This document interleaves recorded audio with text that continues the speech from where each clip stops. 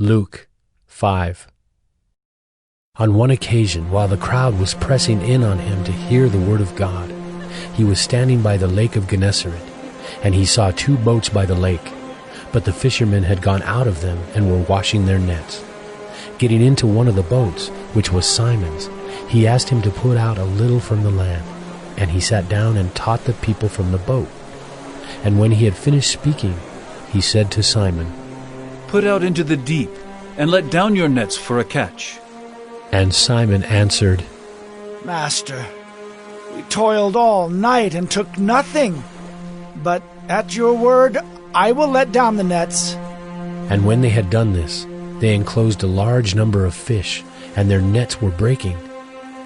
They signaled to their partners in the other boat to come and help them, and they came and filled both the boats, so that they began to sink. But when Simon Peter saw it, he fell down at Jesus' knees, saying, "Depart from me, for I am a sinful man, O Lord." For he and all who were with him were astonished at the catch of fish that they had taken.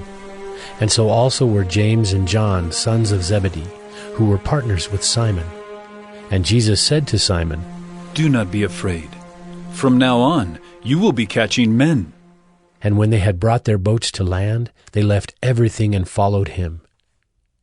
While he was in one of the cities, there came a man full of leprosy.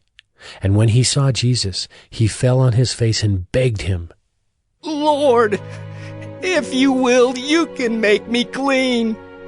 And Jesus stretched out his hand and touched him, saying, "I will. Be clean." And immediately the leprosy left him. And he charged him to tell no one, but, "Go and show yourself to the priest, and make an offering for your cleansing as Moses commanded, for a proof to them."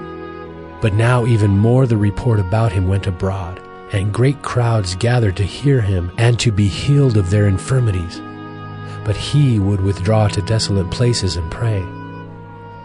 On one of those days, as he was teaching, Pharisees and teachers of the law were sitting there, who had come from every village of Galilee and Judea and from Jerusalem.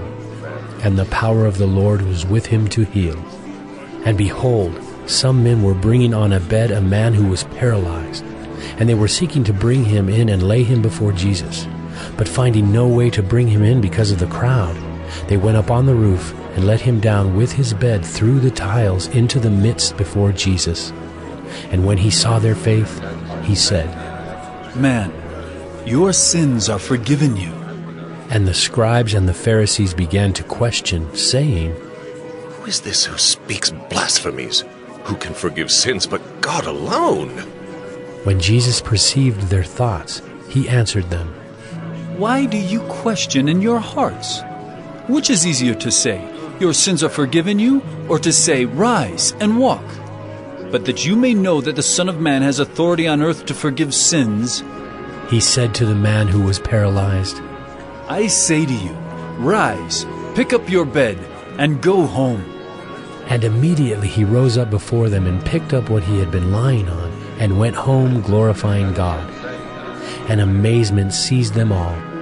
And they glorified God and were filled with awe, saying, "We have seen extraordinary things today." After this he went out and saw a tax collector named Levi sitting at the tax booth. And he said to him, "Follow me." And leaving everything, he rose and followed him. And Levi made him a great feast in his house. And there was a large company of tax collectors and others reclining at table with them. And the Pharisees and their scribes grumbled at his disciples, saying, "Why do you eat and drink with tax collectors and sinners?" And Jesus answered them, "Those who are well have no need of a physician, but those who are sick. I have not come to call the righteous, but sinners to repentance." And they said to him, "The disciples of John fast often and offer prayers, and so do the disciples of the Pharisees, but yours eat and drink." And Jesus said to them, Can you make wedding guests fast while the bridegroom is with them? The days will come when the bridegroom is taken away from them, and then they will fast in those days.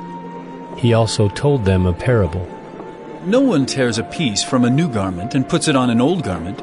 If he does, He will tear the new, and the piece from the new will not match the old. And no one puts new wine into old wineskins. If he does, the new wine will burst the skins, and it will be spilled, and the skins will be destroyed. But new wine must be put into fresh wineskins. And no one after drinking old wine desires new, for he says, 'The old is good.'"